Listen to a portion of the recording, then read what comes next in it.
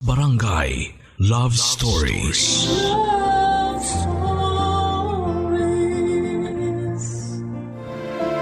May mga pag-ibig sa buhay ng tao na hindi nagtatagal kahit na gaano natin ito gustuhin.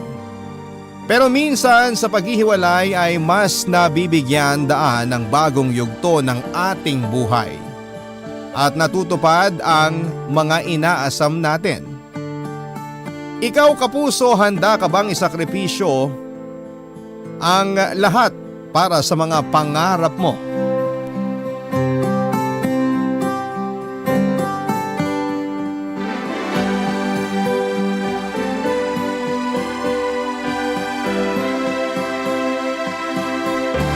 Dear Papa Dudut, bago ko umpisahan ang kwento ko ay nais ko po munang bumati ng isang magandang tanghali sa inyo at sa ating mga kabarangay.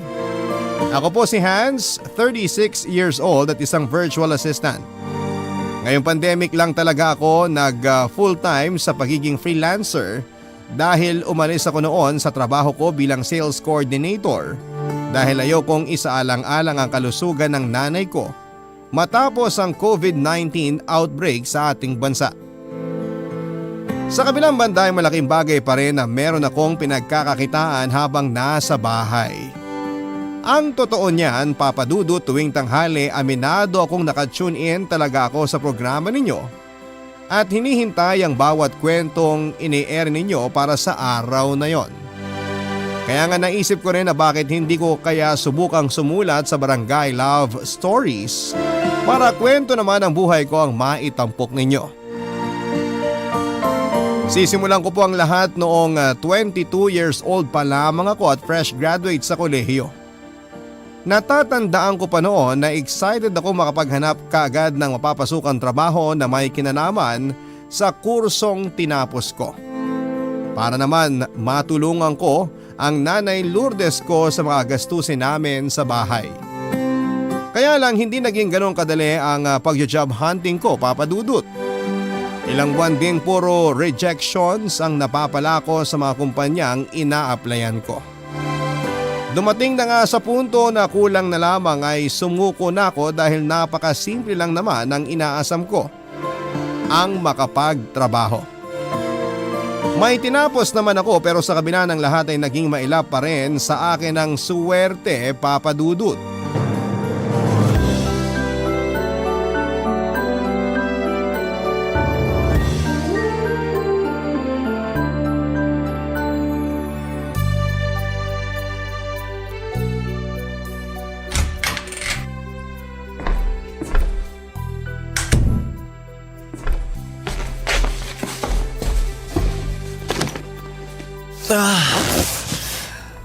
Ay, Oh Hans, anak, nandiyan ka na pala.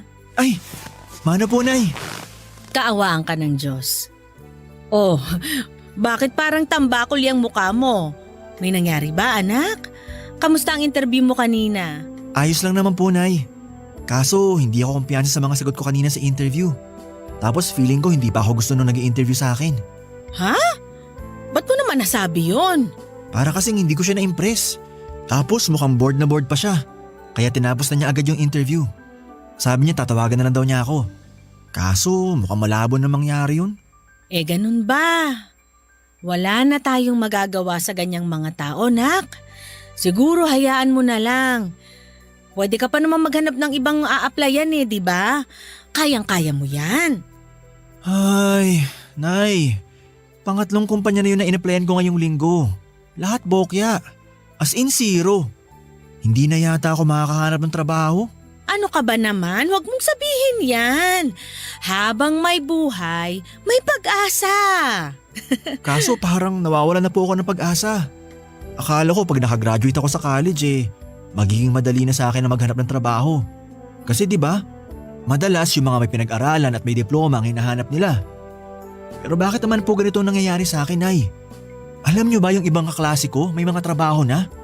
Yung iba nga nabibili na nila yung mga bagay na gusto ng mga magulang nila Anak, wala naman akong gustong bilhin mo para sa akin na. Hindi mo kailangang madaliin ang paghahanap mo ng trabaho kung para lang doon. Alam ko naman po yun, Nay. Kaso syempre, bilang anak, tungkulin ko yun sa inyo na magulang ko. Noon ngang graduation ko, sabik na talaga ako makapagtrabaho.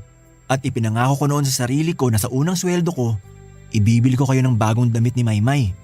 Luma na rin po kasi yung mga damit nyo eh. Ay, ang anak ko talaga.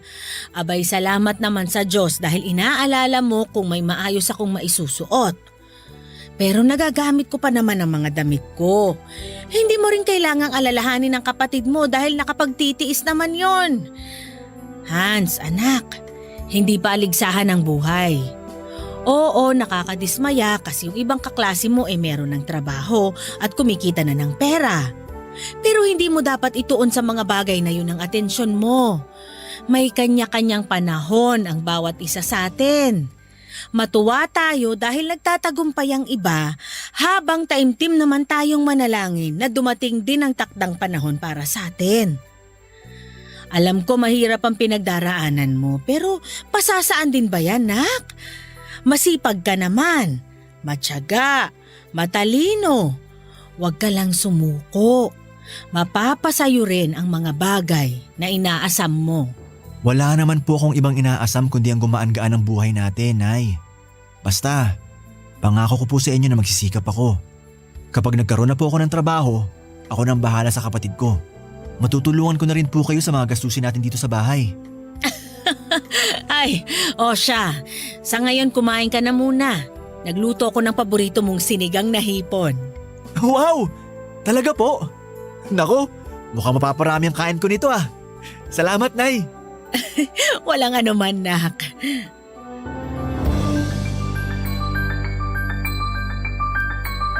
Papa Dudut, mahirap lamang po ang pamilyang kinalakhan ko. Single mother ang nanay Lourdes ko at iginapang niya ang pag-aaral ko, makapagtapos lamang ako noon sa kolehiyo. Nandyan yung pagbebenta ng kung ano-anong mga paninda ang ginagawa niya basta legal. Tumatanggap din siya ng labahin tuwing weekend para kahit na papaano ay tuloy-tuloy daw ang kita namin. Laking pasasalamat ko talaga sa Diyos noon dahil kahit maagang namatay si tatay ay nagkaroon naman kami ng responsable at mapagmahal na nanay. Nang panahon na yon, high school pa lamang ang bunso kong kapatid na si Maymay. Libre naman ang pag-aaral niya dahil sa pampublikong paaralan siya pumapasok. Pero gusto kong paghandaan ang pag-aaral niya sa college. Mataas ang pangarap ng kapatid kong yon kaya naman pinapangako ko sa kanya na mag-iipon ako ng pera para pangkolehiyo niya. Papadudot, malaking bagay para sa akin na noong frustrated ako sa paghahanap ng trabaho, nasa tabi ko ang pamilya ko. In-encourage nila ako sa mga bagay-bagay at pinapalakas nila ang loob ko. Kaya naman ang nanay Lourdes ko at ang bunso kong kapatid na si Maymay ang naging inspirasyon ko sa buhay. Nagdaan pa noon ang ilang araw at linggo, nakatanggap ako ng tawag sa isang pribadong kumpanya na hindi ko na matandaang in-applyan ko pala para sa isang interview. Hindi kalaunan ay natanggap ako doon bilang sales coordinator kaya naging masaya ko. Mas lalo pang nadagdagan ang inspirasyon ko sa pagpasok sa trabaho nang makilala ko naman si Andrea. Naging magkaibigan kami at tinuruan niya ako ng mga bagay na hindi ko pa alam sa trabaho. Magkapareho kami ng posisyon sa kumpanya pero dahil mas nauna siya sa akin ng isang taon ay mas pamilyar at mas gamay na niya ang mga dapat na gawin. Nang maging regular ako ay lalo pa kami naging malapit sa isa't isa ni Andrea, Papadudut. Hanggang sa hindi ko na lang namalayan na lumalalim na pala ang pagtingin ko sa kanya.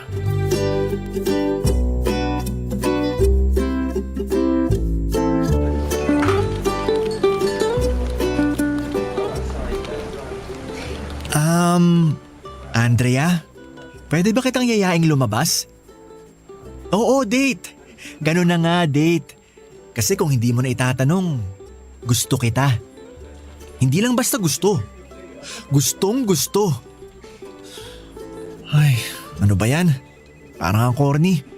Baka imbis na mabigyan ako ng chance ni Andrea, isnabin niya ako. Isa pa. Andrea? Anong chance ba yon, Hans? Andrea? Oh, kumalma ka nga. Ako lang to.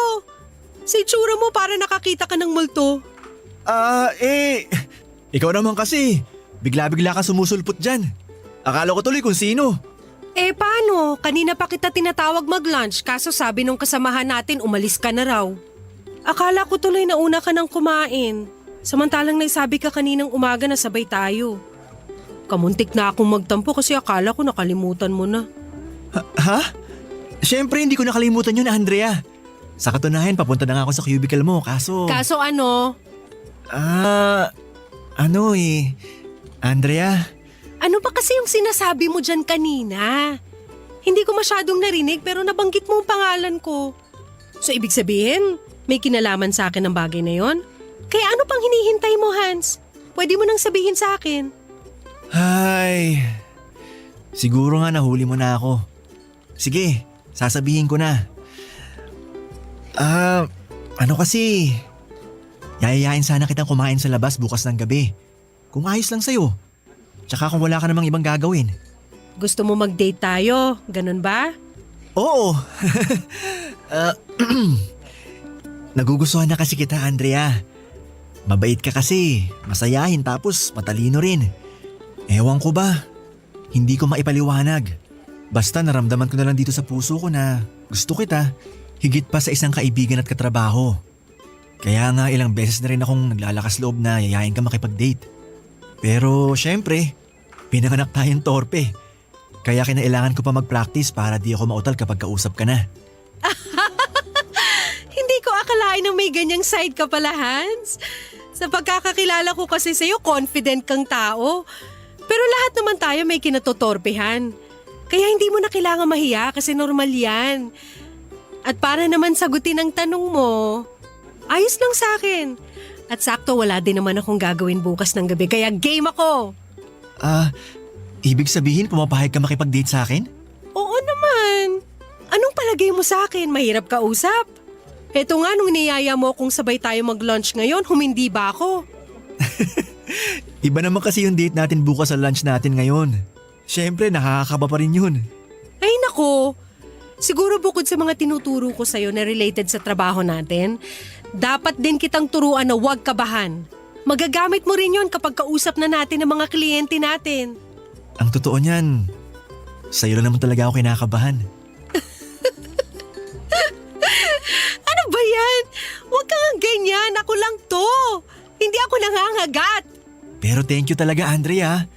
Kasi pumayag ka makipag-date sa akin bukas. Pangako, sisiguruhin ko na gagawin ko ang best ko para naman hindi ka ma-disappoint sa akin. Palagi mo namang ginagawa ang best mo, Hans. Kaya alam ko, hindi mo ako madidisappoint. Basta, wag lang nervyusin ha, kasi hindi naman ako maselan. Salamat naman kung ganun. Pwede bang kumain na tayo kasi medyo nagugutom na ako? Tara, baka mawalan pa tayo ng pwesto. Papadudot, ako na po siguro ang pinakamasayang lalaki sa buong mundo nang pumayag si Andrea na makipag-date sa akin. Sa katunayan, hindi na nga ako napakali sa kakaisip at kakaintindi kung paano magiging perpekto ang date namin na yon. Para sa akin ay yun lang ang kaisa-isang chance para mapatunayan ko kay Andrea ang pagkagusto ko sa kanya. Kaya nga nang sumapit ng date namin na yon at nakita kong masaya si Andrea ay alam ko sa puso ko na may chance ako sa buhay niya. Hindi nagtagal, Papadudot. Hindi na lamang simpleng katrabaho ang turing ko kay Andrea kasi inamin ko na rin na gusto ko siyang ligawan. Pumayag naman siya kaya pakiramdam ko ay nanalo ako noon sa loto. Napansin na rin ni nanay at maymay na inspired ako sa araw-araw lalo kapag papasok sa opisina. Yung bang tipong hindi ko alintana ang mabigat na daloy ng trapiko kasi alam ko na worth it ang bawat umaga na mukha kaagad ni Andrea ang makikita ko. Papadudot, alam ko na maaaring mahati ang oras ko para sa pamilya ko at kay Andrea. At kung sasagutin man niya ako ay sisiguraduhin ko na magiging pantay ang atensyon na ibibigay ko sa mga taong mahalaga sa buhay ko, Papadudot. Ang mga kwento ng pag-ibig, kwento ng buhay at kwento ng pag-asa. Nasa Spotify na Barangay Love Stories. Pakinggan kahit kailan, kahit saan. Barangay Love Stories sa Spotify. Kinig na, kabarangay! Papa Dudut, maswerte na nga siguro ako matatawag dahil pinagkatiwala sa akin ni Andrea ang buong puso niya. Tumagal ng 3 buwan ang panliligaw ko bago ibinigay ni Andrea ang matamis niyang oo. At walang araw simula nang maging kami na hindi ako naging masaya, Papa Dudut. Bumilang ng taon ang relasyon namin at masasabi kong lalo pa kaming naging matatag. Bagaman malayo ang pagiging perpekto ay hindi naman hinahayaan ni Andrea na pangunahan kami ng pride namin sa tuwing meron kaming hindi na pagkakasunduan. Hanggang sa dumating yung araw na lumalaki na pala ang espasyo sa pagitan namin ng girlfriend kong si Andrea, Papa Dudut. Nang hindi ko namamalayan. 6 na taon na kami noon bilang magkasintahan. Ang akala ko ay sapat na ang mahabang panahon na yon para mas makilala namin ang isa't isa at maunawaan ang pagkakaiba namin. Pero hindi pala. Aminado ako na sa pagdaan ng mga taon ay mas naging abala ako sa pagdodoble kayod para matustusan ang pag-aaral ng kapatid ko sa kolehiyo. Bukod doon, ako rin ang breadwinner sa amin. Tumatanda na kasi si nanay at mas madalas na siyang may iniindang sakit sa katawan niya, gaya ng rayuma. Kaya naman limitado na ang mga trabahong nagagawa niya.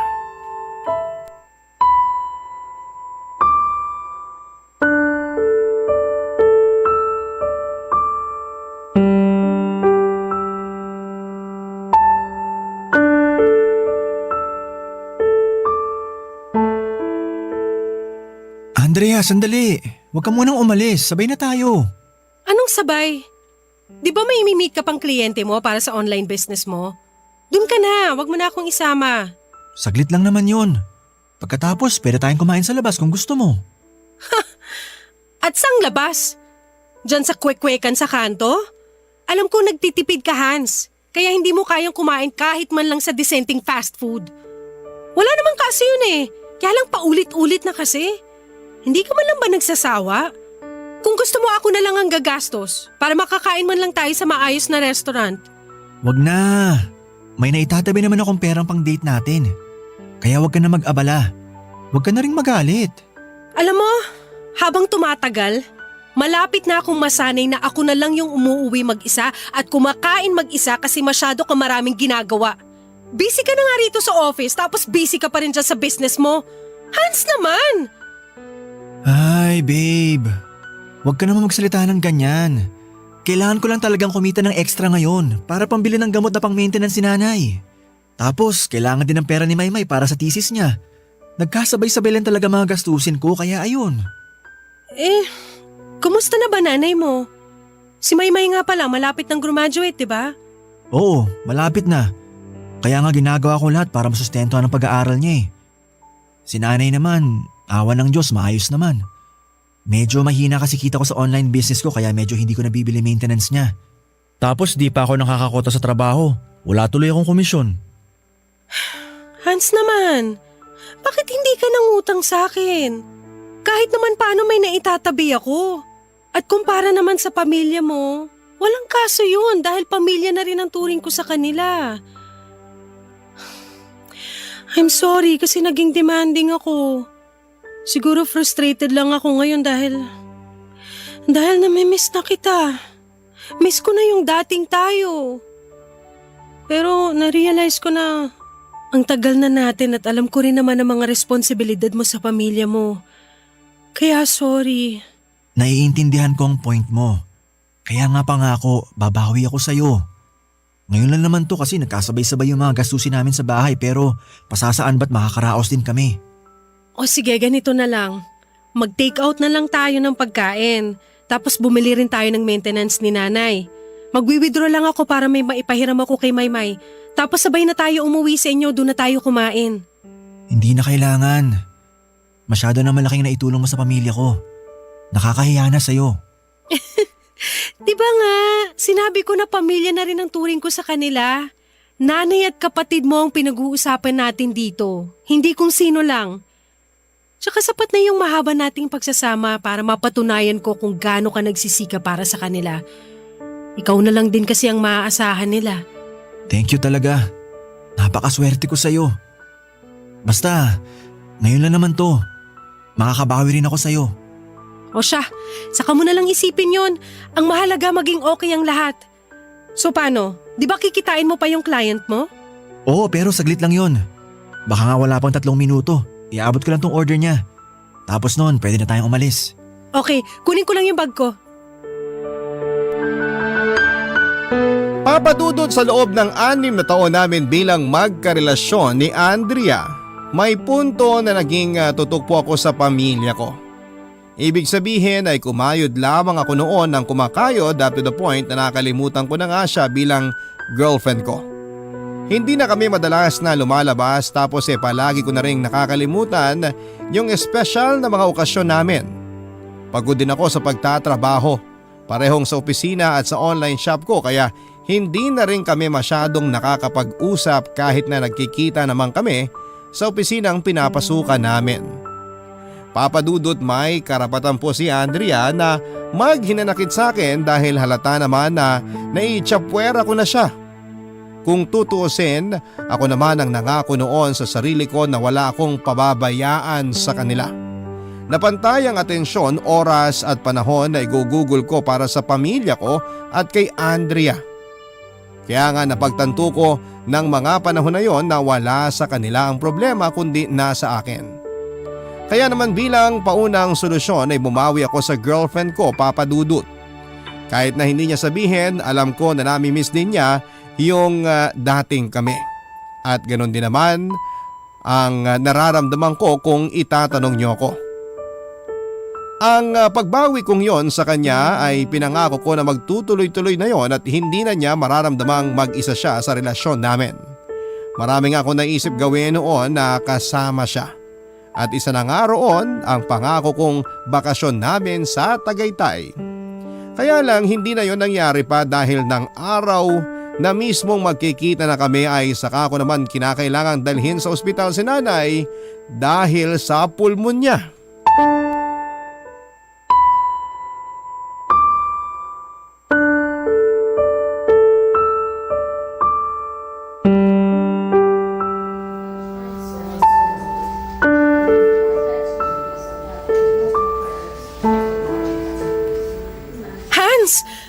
Andrea? Nag-alala ako sa text mo kaya pumunta na kaagad ako rito. Ano, kumusta na si nanay? Salamat sa pagpunta. Okay naman si nanay sa ngayon, nagpapahinga siya. Sabi ng doktor may pulmonya siya, kaya walang tigil kakaubo. Ay, salamat naman. At least ligtas na si nanay. Kinabahan ako ng gusto nung tinext mo ko. Pasensya ka na kung hindi ko nasagot yung tawag mo. Busy kasi ako noon sa paghahanap ng mga damit na susuotin ko para sa trip natin. Tungkol dyan, mukhang hindi muna tayo matutuloy. Naku, walang kaso yun sa akin. Mas kailangan ka ng nanay mo, babe. Oo, nandun na tayo sa excited ako kasi sa wakas magkakaroon na tayo ng oras para sa isa't isa. Kaya lang may mga bagay na katulad nito, unexpected. Pwede naman nating ituloy yung alis natin sa susunod. Oh, bakit ka naman umiiyak dyan? May nasabi ba akong hindi maganda? Hans, anong problema? Nahihiya lang ako sa'yo kasi pakiramdam ko na papabayaan na kita. Parang ang dating wala kang boyfriend. Ang dami kong plano para sa atin. Pero lahat yun plano lang. Kumbaga, hanggang salita lang dahil nga ganito lang ako. Ano bang ganyan ka lang?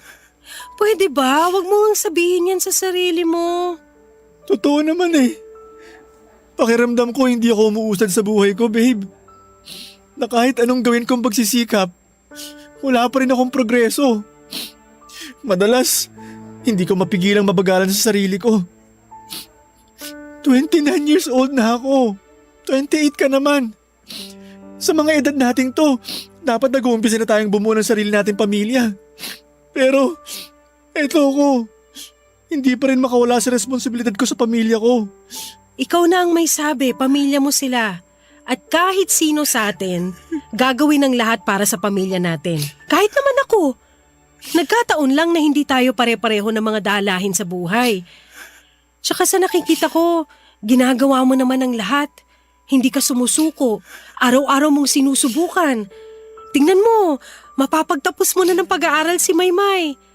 Hindi magtatagal, makakapagtrabaho na rin siya at makakatulong sa'yo. Pero, paano ka? Anong paano ako? Hindi ka ba nakakaramdam ng pagkainip sa relasyon natin, babe? Hindi naman kasi ako bulag o bingi. Nararamdaman ko na gustong-gusto mo na lumagay na tayo sa tahimik. Kaso hanggang ngayon, wala pa rin akong hawak na singsing para makapag-propose sa'yo ng kasal. Hindi pa rin sapat ang ipon ko para makapag-umpisa tayo ng pamilya. Gusto mo na rin magkaanak, di ba? Oo. Pero anong kinalaman nun? Naisip ko lang na ayoko namang itali ka sa akin habang buhay na walang kasiguruhan kung magkakaroon pa ba ng katuparan na pangarap mong bumuo ng pamilya. Lalo na ngayon sa estado ko pagdating sa pera. Alam naman natin pareho na may kanya-kanya tayong priority sa buhay. At ito na rin siguro yung pagkakataon para piliin mo namang tuparin ang sarili mong pangarap. Nakikipaghiwalay ka ba sa akin, Hans? Hindi lang siguro akong tamang lalaki para sa iyo, Andrea. Kaya patawarin mo ako kung oo. Nakikipaghiwalay na ako sa iyo. Tapusin na natin ang relasyon natin para mapagtuunan mo naman ang pansin ng buhay mo. Papa Dudut, pagkatapos kong sabihin ang bagay na yon ay hindi na po kami nagkibuan pa ni Andrea. Pero hindi siya kaagad umalis sa ospital, sa halip ay sinamahan niya pa akong makabili ng mga gamot na kailangan ni nanay. Sinigurado rin po niya na may pagkain kami bago siya nagpaalam sa akin. Hindi ko na po siya hinabol noon hanggang sa makasakay siya ng taxi dahil nalalabo na rin ang mga mata ko sa luha. Pag-alis niya ay doon na ako humagulhol, Papa Dudut. Mahal na mahal ko po si Andrea, Papa Dudut. Alam ng Diyos kung paanong nakahanda kong gawin ang lahat, maibigay ko lamang sa kanya mga bagay na deserve niya. Kasama na nga po doon ang mabigyan siya ng maayos na buhay sakaling magpakasal kami. Kaya lang dahil sa sitwasyon ko, aminado ako na hindi ko pa kaya. Ayoko namang magpaka-selfish na dahil nadalhin niya ang anak namin at idamay sa kahirapan ng buhay kung sakaling maging kami. Alam ko, Papa Dudut, na marami ang magsasabi na hindi ko sana pinagtabuyan si Andrea sa buhay ko. Pero hindi ko rin po maaatim na hintayin niya na maging handa ako at baka matagalan yon. Ramdam ko na gustong-gusto na niyang bumuo ng pamilya at magka-baby. Ayoko namang sirain ang pangarap niyang yon. Kaya nga kahit masakit ay pinalaya ko na siya, Papa Dudut. Ang mga kwento ng pag-ibig, kwento ng buhay at kwento ng pag-asa. Nasa Spotify na, Barangay Love Stories. Pakinggan kahit kailan, kahit saan. Barangay Love Stories sa Spotify. Kinig na, kabarangay! Papa Dudut, hindi nagtagal ay gumaling at nakalabas na rin po sa ospital ang nanay ko. At wala pong pagsidla ng kasiyahan naming magkakapatid dahil patuloy pong lumakas si nanay. Hindi po ako kaagad bumalik sa opisina, sa halip ay nag-leave ako ng 3 days para mas maalagaan ko pa ang nanay ko. Sa loob ng panahon na yon ay hindi ko na po tinetext si Andrea. Plano kong sabihin na lamang ang magandang balita kapag nagkita kami sa opisina. Kaya lang nang pumasok na ulit ako ay nalaman ko na nag-leave din pala siya. Pero kumpara sa akin ay 1 linggo ang sa kanya. Nagtaka pa nga ako at nagtaka pa nga ang mga kasamahan namin nang makita ko dahil buong akala nila ay magkasama kami. Bagaman malungkot dahil aminado ako na nami-miss ko na siya, hinayaan ko na lamang po na wala kaming communication ni Andrea. Sa isip ko ay baka kasi makaabala rin ako sa ginagawa niya at yun ang ayaw kong mangyari. Hindi nagtagal ay nagkita na rin kami ni Andrea nang pumasok siya sa office. Nakwento niya sa akin na nagbakasyon daw siya kasama ang family niya, biglaan pero magandang pagkakataon na rin daw yon para makapagpahinga siya. Kaya naman sinunggaban na niya ang pagkakataon.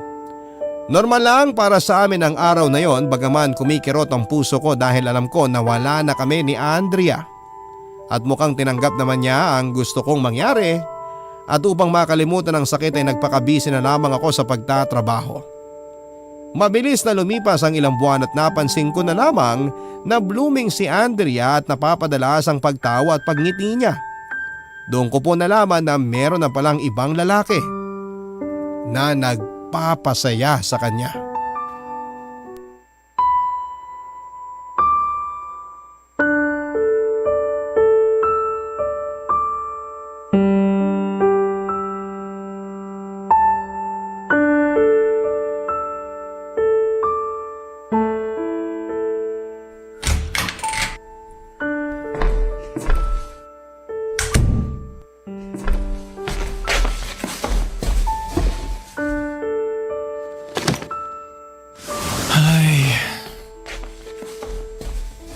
Hans, anak, nandiyan ka na pala. Mano po, Nay? Ay, kaawaan ka ng Diyos. Kumusta na po kayo? Yung pakiramdam nyo, ayos na po ba? Ayos na ako, nak. Bumangon lang ako sa higaan kasi sumasakit ang likod ko kahihiga. Tapos naisip ko na ipagluto ka ng paborito mong ulam. Kumain ka na ba? Mukhang pagod na pagod ka. Nag-abala pa kayo, Nay. Salamat po. Pero sakto, hindi pa ako kumakain. Ano pang hinihintay mo? Tara na sa mesa at ipaghahain kita. Mamaya na po, Nay. Medyo wala pa po kasi akong gana. Ano ba kasing nangyari, nak? Umusog ka at tatabihan kita.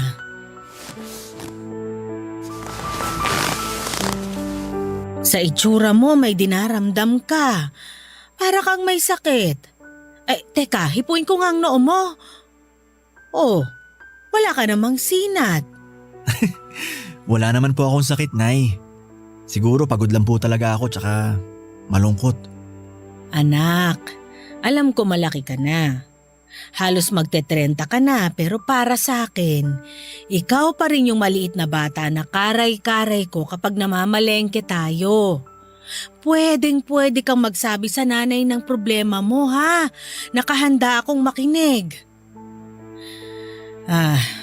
Tungkol ba sa inyo ni Andrea yan? Nabanggit kasi sa akin ng kapatid mo na naghiwalay na raw kayo. Wala ka namang sinasabi, kaya kako baka hindi totoo. Totoo po, Nay. Wala na po kami ni Andrea. Ilang buwan na rin. Aba bakit? Naku, ang tagal nyo na, nak. Kasal na lang ang kulang sa inyong dalawa. Nakakapanghinayang naman na naghiwalay kayo. Ay, may pinagawayan ba kayo? Ay kung meron, subukan nyo man lang ayusin kasi dapat ganun ang ginagawa ng magkarelasyon. Wala po kaming pinag-awayan. Sa katunayan, si Andrea po ang pinakamaintindihing babae na nakilala ko, Nay. Nagkataon lang po talaga na hindi kami pwede kasi hindi ako yung lalaki na tutupad ng mga inaasam niya. Ano bang inaasam niya? Ganun ba yun kahirap to pa rin? Kaya kailangan nyo na lang maghiwalay? Ako naman po ang may gusto. Ako ang nagsabi kay Andrea na bitiwan niya ng relasyon namin. Alam ko po na sobra ko siya nasaktan sa ginawa kong yun. Pero sa huli, nirespeto pa rin niya at tinanggap ng bukal sa puso yung gusto kong mangyari. Pero Nay, ang sakit-sakit pala talaga na makipaghiwalay sa taong mahal na mahal mo pa. Pero syempre, kailangan ko pong pangatawanan ang desisyon ko. Kami ba ng kapatid mo ang dahilan kaya kayo nagkahiwalay, nak?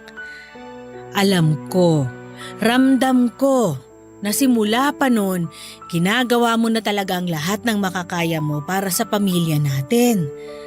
At kahit na nagkaroon na kayo noon ng relasyon ni Andrea, may mga pagkakataon pa rin na mas pinili mo kami kesa sa kanya. Mahal na mahal ko po si Andrea. Pero Nay, hindi ko mahaatim na basta ko na lang talikuran kayo ni Maymay. Simula nang mawala si tatay, pinangako ko na sa sarili ko na gagawin ko ang lahat para sa pamilya natin. At hanggang ngayon, tinutupad mo pa rin yon, kahit na nga isakripisyo mo pa ang sarili mong kaligayahan. Pasensya ka na anak ha, dahil mahirap lang tayo. Hindi ko gusto na itali kayo ng kapatid mo sa responsibilidad na itaguyod ang pamilya natin dahil alam ko may sarili rin kayong buhay. Nay, kahit sa susunod kong buhay, pipiliin ko pa rin po ang pamilya natin. Dahil mahal na mahal ko kayo. Hindi niyo po kailangan mag-sorry. Dahil alam namin magkapatid na ginawa niyo noon ang lahat para buhayin kami. At kami naman po ang babawi sa inyo. Oh, tahan anak, tahan na. Sana anak, isang araw, mahanap mo rin ang lubos na kaligayahan at pagpapala sa buhay mo dahil mabuti kang anak at kapatid. Wala akong ibang hiling kundi ang maging masaya ka at magkaroon ng kapayapaan ng kalooban mo. Papa Dudut, hindi ko na nga po noon napigilan ang maiyak.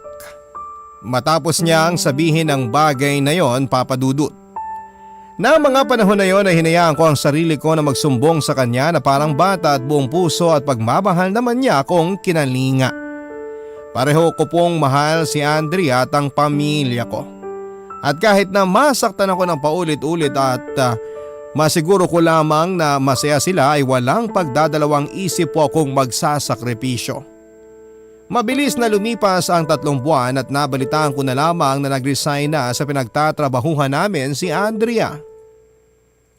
Kahit naman paano, Papa Dudut, bumalik kami sa pagkakaibigan pagkatapos ng breakup namin. Sinagot na rin po ni Andrea ang bagong lalaki na nanligaw sa kanya at naging masaya po ako para sa kanya. Oo, maraming gabi na tinatanong ko ang sarili ko kung tama ba ang desisyon kong isuko ang pag-iibigan namin, pero alam ko rin naman na tama po yun. At least, mas nabigyan pa rin namin ang aming sarili ng pagkakataon na tuparin ang mga bagay na inaasam namin. Pagkatapos umalis ni Andrea ay na-promote naman po ako sa trabaho, Papa Dudut. Lumakas din at gumanda ang kita ng online shop ko, kaya nga naging maayos ang pasok ng pera sa akin. Graduate na rin po si Maymay sa college at may trabaho na rin, kaya nga nakakatulong na rin siya sa mga gastusin namin sa bahay. Lumipas pa ang ilang taon at nagtuloy-tuloy ang magandang karera ko sa aking trabaho at negosyo. Nakabili na rin po ako ng lupa at nakapagpatayo ng bagong bahay para sa pamilya ko. Kung babalikan ko ang nakaraan ay masasabi ko po na malayong malayo na rin ang narating ko sa buhay. Wala na po akong balita kay Andrea ng mga panahon na yon, Papa Dudut. Pero ang huling alam ko ay kinasal na siya. Simula na maghiwalay kami ay hindi na rin po ako nagkaroon ng kasintahan pa. Siguro nga nakatali na talaga sa kanya ang puso ko at kahit na hindi siya ang nakatuluyan ko, hindi ko na yon pinanghihinayanganan pa dahil alam ko na masaya na rin siya sa piling ng pamilyang inaasam niya.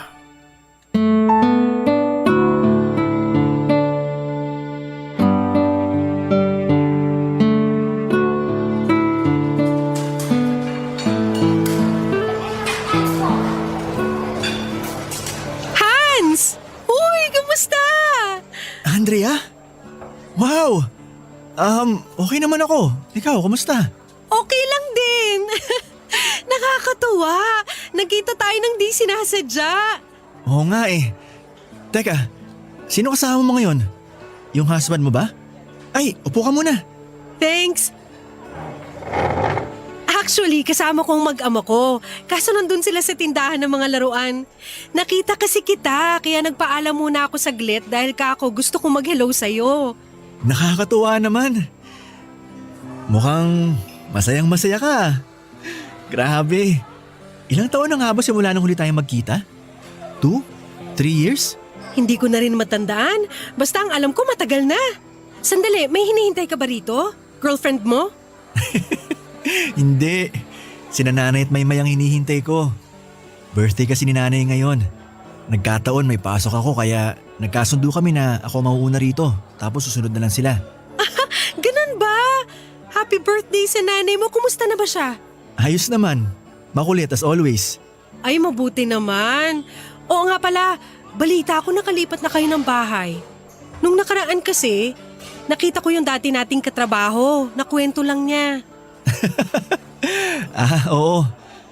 Nakabili na ako ng sarili naming lupa. Pinalad na napatayuan ko na rin ang bahay. Kaya may mas maayos na kaming tinitirhan. Sobrang proud na proud ako sa'yo, Hans. Unti-unti nang nagkakatotoo yung mga bagay na minsan lang ipinangarap mo. Kita mo na? Nagbunga na rin ang mga pagsasakripisyo mo. Ikaw lang kasi itong walang bilib sa sarili mo nun eh. Ganon siguro talaga kapag kinakain ka na ng stress at anxiety. Hindi ka na nakakapag-isip ng matino. Pero salamat kasi palaging pinaparealize sa akin ni nanay na malayo-layo na rin ang narating ko. Kahit napakiramdam ko, hindi ako umuusad. Tsaka thank you rin pala sa'yo.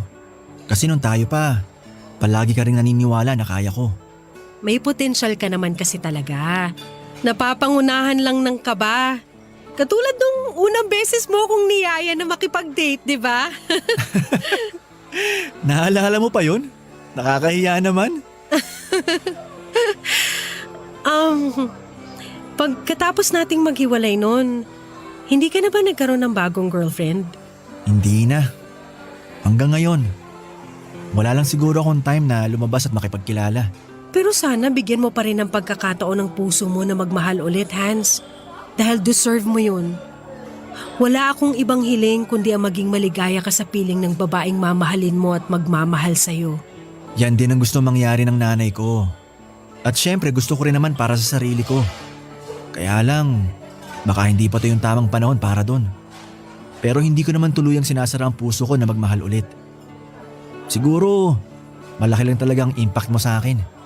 Tsaka siguro may konting takot pa rin ako na baka maulit yung breakup natin pag nagka-girlfriend ako.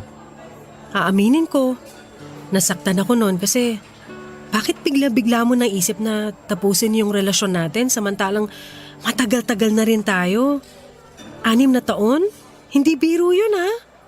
Nagalit ako sa'yo pero alam ko na naging mahirap din para sa'yo ang desisyon mong yon, Hans.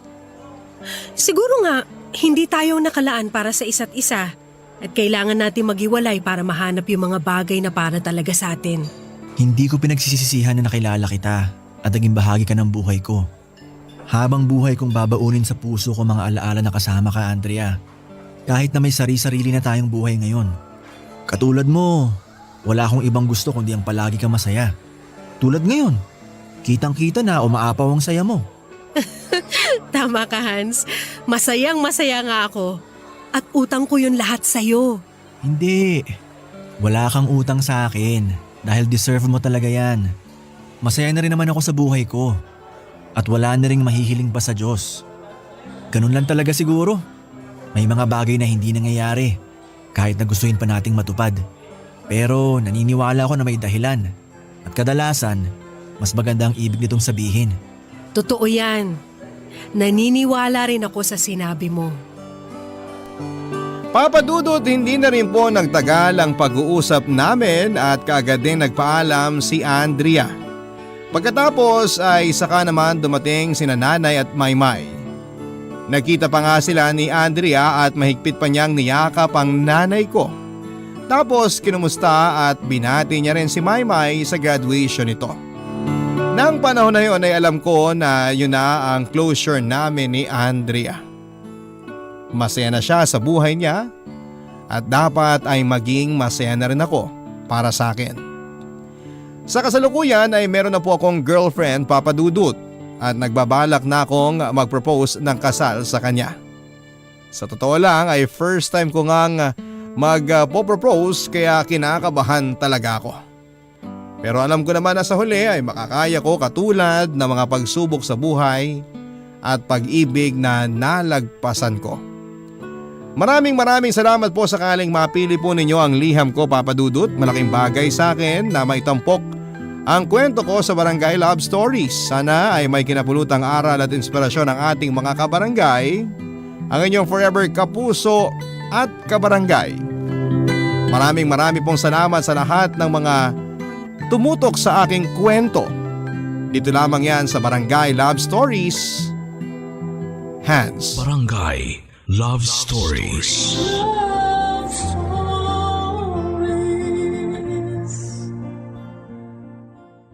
Barangay LS 97.1. 97.1. Number 1. Forever. Barangay Love Stories.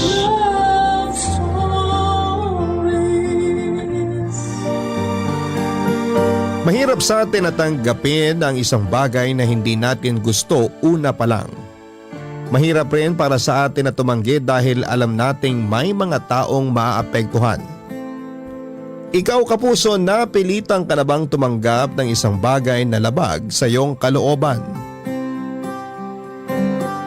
Dear Papa Dudut, normal lang naman sa magulang na maggalit sa mga anak kapag may ginawang hindi maganda.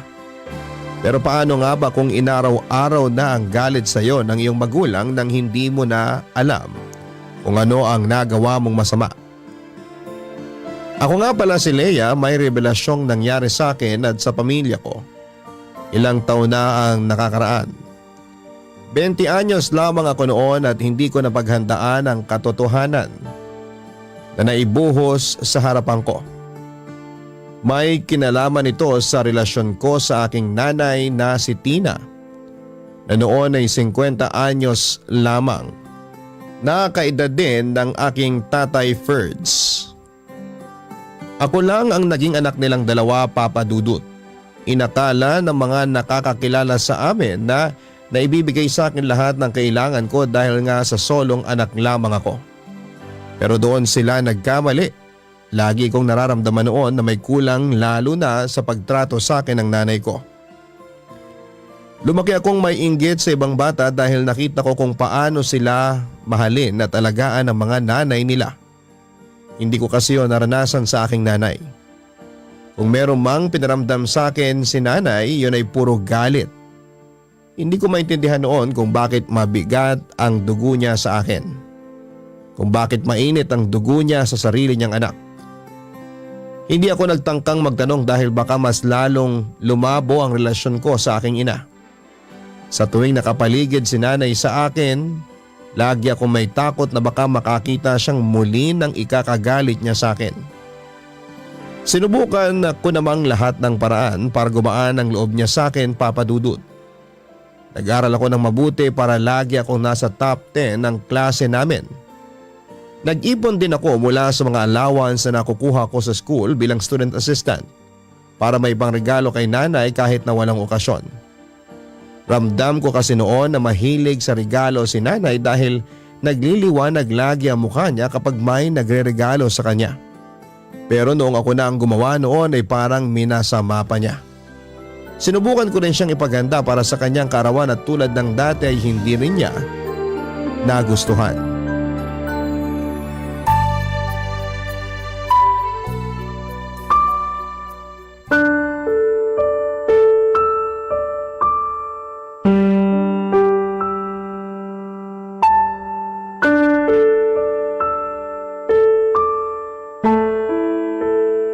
Happy birthday, Nay! Ano na naman to? Sorpresa po para sa birthday nyo. Next week pa ang birthday ko. Marunong ka bang tumingin ng kalendaryo? Alam ko pong next week pa. Kaya gusto ko pong i-celebrate ngayon ang birthday nyo para sorpresa talaga. Tsaka alam ko po naman na tuwing birthday nyo umaalis kayo ng bahay. Gusto ko lang po makasama kayo mag-celebrate ngayon. Kahit medyo advance. Happy birthday po ulit, Nay! Bakit pa ang hilig mong pangunahan ng mga gusto ko, ha? Ayaw niyo po ba itong hinanda ko? Sabi kasi ni tatay, matutuwa raw po kayo kapag sinorpresa ko kayo. Parehas kayo ng tatay mo. Pala desisyon. Hindi naman po, Nay. Hayaan nyo na nga po, andito na rin naman po eh. Bakit hindi pa natin pagsaluhan yung hinanda, Nay? Nagpakabusog na ako sa labas kanina. Kahit ilang subo lang po, Nay. Sigurado ako magugustuhan nyo. Binili ko po lahat yan. At saan ka naman kumuha ng pera? Nakuha ko na po yung allowance ko galing sa school. Anong allowance yan? Bakit di ko alam yan? Nasabi ko naman po dati na... Wala kang sinasabi. Student assistant po ako sa library ng university namin, Nay. Since first year college pa po. Yun naman pala eh. May nakukuha ka naman palang pera. Eh bakit kailangan mo pang humingi ng baon sa tatay mo?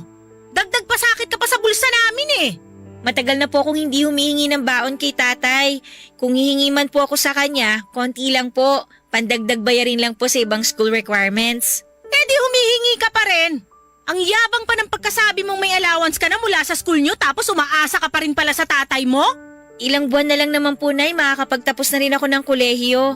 Pag nagkataon po, pwede ko namang ibalik kay tatay lahat ng nagastos niyang baon mula po nung pinag-aral niyo ako. Maghanap ka muna ng trabaho bago ka mangako ng ganyan. Inuuna mo na naman yung kayabangan mo eh. Nako, andito ka na pala, Tina. Ah bakit? Kung andito na ako. Nakita mo na agad ang sorpresa sa'yo ng anak mo. Pasensya na kung na-late ako ha. Nag-OT kasi ako sa trabaho. Sayang naman yung extra kong kikitain. Tingnan mo na, Leia. Doble kayod ang tatay mo, tapos hihingi ka pa ng pera kahit may allowance ka naman palang natatanggap? Uy, ano ba naman, Tina? Obligasyon kong bigyan ng pera si Leia para sa pag-aaral niya. Anak ko siya. Anak natin. Sige, laban mo pa yung rason mong yan, Ferds. Kaya namimihasa sa kahihingi itong anak mo eh. Hindi naman siya palaging humihingi. At kung hihingi man Huwag na po kayong magtalo sa harapan ng pagkain. Hindi po yun maganda. Mabuti pa, kumain na lang tayo. Ayokong kumain. Bakit naman? Busog pa raw po si nanay eh. Sinabi ko bang sumagot ka para sa akin? Sorry po. Kahit konti lang. Para naman di masayang tong pinaghirapan ng anak mo. Sana kasi nagtatanong muna. Eh di hindi na surprise yun. Ikaw naman, Tina. Mukha ba akong nakikipagbiruan sa inyong mag-ama? O sige po, Nay. Kung ayaw niyo naman pong kumain, ayos lang po. Pwedeng bukas na lang natin ito pagsaluhan. O kung sakaling magutom naman po kayo mamaya, pwede ko kayong ipag-init. Tawagin niyo lang po ako sa kwarto ko, Nay. Sa wakas! May nasabi ka ring maganda ngayong araw. Magpasalamat ka naman kay Leia. Para saan? Sa effort niya na ipinaganda ka. Magpapasalamat lang ako kapag nagustuhan ko ang effort na gagawin niya para sa akin. Uy, Tina, ano ka ba naman? Huwag mo nga akong pilitin kung ayoko. Huwag na po kayong mag-away dahil lang dito. Kasalanan ko rin naman po. Masyado kong in-advance yung birthday ni nanay. Hayaan niyo po, Nay. Ililigpit ko na po ito. Magpahinga na po kayo. Pinalitan mo ba yung bedsheet namin ng tatay mo? Pati rin po yung tuwalya niyo, pinalitan ko na po, Nay. Pinlansya ko na rin po yung punda ng unan niyo tulad ng lagi niyong bilin. Pumasok na sina nanay at tatay sa kwarto nila, Papa Dudut, habang ako naman ay naiwang nagliligpit ng mga hinanda ko. Tinanggal ko ang nakasabit na pinaprint kong tarpaulin para sa birthday ni nanay. Tinanggal ko na rin ang mga nakasabit na lobo. Plinano kong ipamigay yon sa mga kapitbahay naming bata. Tinakpan ko na rin ang mga pagkain at saka nilagay lahat sa ref. Hindi na rin ako nakakain dahil nawala na ako ng gana. Lalo na noong narinig kong nagtatalo ang mga magulang ko sa kwarto nila. Pinakinggan ko ang pagtatalo nila, Papa Dudut. Lahat yon ay tungkol sa inasta ni nanay sa sorpresa ko. Kalmadong pinarealize ni tatay kay nanay na pinaghirapan ko ang hinanda ko para sa kanya. Pinaglaban naman ni nanay na hindi niya ako inutusang gawin yon. Nagpakumbaba na lamang si tatay at sinabing matulog na lamang sila kesa mauwi pa sa kung saan ang pagtatalo nila. Nanatili lamang ako sa kusina at doon ay tahimik na umiyak dahil nasaktan ako sa mga narinig kong sinabi ni nanay. Biglang ang lumabas si tatay sa kwarto nila, Papa Dudut, at agad akong pinuntahan. Nagsorry si tatay para kay nanay. Sinabi ni tatay na baka pagod lamang si nanay. Nagbiro pa si tatay na baka raw ayaw lang ni nanay ng reminder na tumanda na siya kaya ayaw niyang mag-celebrate ng birthday. Pinalagpas kong muli ang pangyayaring yon, Papa Dudut. Nagsikap ako makatapos ng pag-aaral at hindi na humingi pa kahit piso kay tatay dahil madalas ngang nagpaparinig si nanay tungkol sa pagbibigay ni tatay ng baon sa akin. Umextra din po ako bilang tagalinis ng bahay ng mga kapitbahay namin para lamang pandagdag sa panggastos ko sa thesis ko. Nalagpasan ko naman yon lahat at sa wakas ay nakapagtapos na rin ako. Inasahan ko magiging proud na si nanay sa akin pero hindi pa rin. Hindi nga rin siya umattend ng graduation ko at tanging si tatay lamang ang kasama ko noon. Nakipag-inuman si nanay sa handaan para sa graduation ng anak ng kaibigan niya. Nasaktan ako doon dahil mas inuna niyang makiselebrate sa pagtatapos ng ibang tao kaysa sa akin na anak niya mismo. Kahit ganoon ay hindi pa rin ako napagod na ipagsiksikan ng sarili ko kay nanay. Hinangad ko pa rin na mahalin niya ako. Kaya nagpursige naman akong makahanap kaagad ng trabaho after kong makapagtapos. Tay! Sumahod na po ako! Aba, talagang adulting na ang anak ko ah. O ano bang plano mo dyan sa unang sahod mo? Kayo po ba, Tay? Ano po bang ginawa niyo sa unang sahod niyo? Ano nga bang ginawa ko dun sa unang sahod ko? Binilan ko ng mga sapatos yung mga kapatid ko. Tapos nag-iwan lang ako ng allowance para sa sarili ko. Yung iba binigay ko na sa lola mo para may panggastos siya sa bahay. Bukod po sa allowance niyo, Tay, ano pang iniwan niyo para sa sarili niyo? Wala na eh. Yung allowance lang talaga. Alam mo namang ako lang ang inaasahan dati ng lola mo. Inuna ko sila syempre. Nung nakapagtapos na yung ibang kapatid ko, saka naman ako bumawi sa sarili ko. Ako kaya, wala naman po ako ibang kapatid para pagkagastusan eh. Kung meron ka mang kapatid ngayon, di rin naman kita uobligayang ibigay sa kanila ang sahod mo. Ako ang tatay. Ako ang bubuhay sa kanila. Pero gusto ko pa rin po makatulong sa inyo, Tay. Kaya nga sa unang sahod ko, bala ko sanang ibigay sa inyo ni nanay lahat. Magtitira na lang po ako para sa pamasahe ko at pangkain sa trabaho. Sapat naman ang sahod ko para sa atin ng nanay mo. Mas mabuti pang bumili ka muna nung pangarap mong bilhin nung nag-aaral ka pa lang, nung wala ka pang pera. Yan kasi yung gusto kong gawin nun sa unang sahod ko pero di ko nagawa. Wala naman po kasi ako naiisip na gusto kong bilhin eh. Lahat naman na kailangan ko dati, binigay nyo na. Kaya naisip kong hatiin na lang talaga sa inyo ni nanay itong sahod ko. Ipunin mo na lang. Huwag nyo na akong pigilan, Tay. Ito po yung pangarap ko eh. Yung ako naman po yung makatulong sa inyo. Ay bang magamay, nagpapalakasan ng boses? Nagkakwentuhan lang kami dito ni Leia. Pwede naman magkwentuhan ng di malakas sa mga bunganga, di ba? Sorry po, Nay. Sorry. Wala na ako ibang narinig sa'yo kundi sorry. Tina, alam mo bang unang sahod ngayon ng anak mo? Na-withdraw mo na ba lahat ng sahod mo, Leia? Opo. Akin na. Hahatiin ko po muna sana, Nay, para sa inyong dalawa ni Tatay. Gaano ba kalaki ang sahod mo para kailangan pag-isipan pa ang paghahati? Ibabawas ko rin po kasi yung allowance ko. Magkano ba sinahod mo? 7K po. 7K lang? Kala ko naman kung magkano. Pang-15 lang naman yung 7K niya, Tina. Malaki na rin yun. Anong malaki ron? Ang mahal ng bilihin ngayon. Ano pang mapupuntahan ng 7K na yan? Ibabawas mo pa yung para sa sarili mo. Eh di ano na lang matitira sa amin ng tatay mo? Hindi naman po ako magastos. Kaya na po kahit 1K lang itabi ko para sa sarili ko. Yung matitira po sa inyo na po ni Tatay. Parang tanga tong si Leia.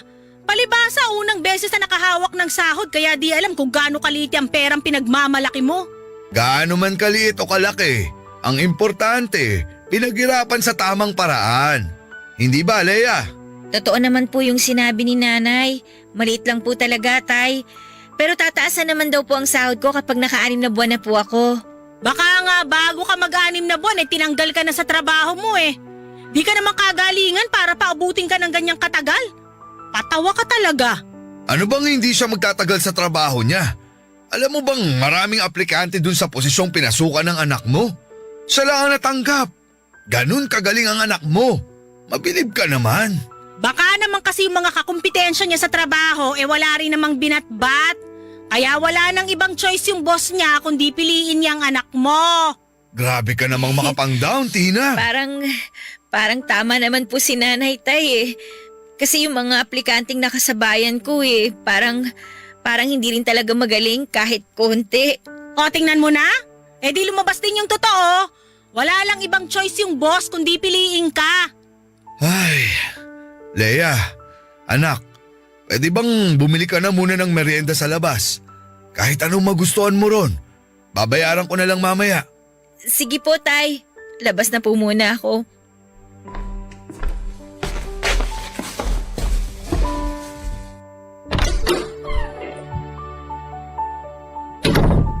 Ano ba namang ugali ang pinapakita mo sa anak mo, Tina?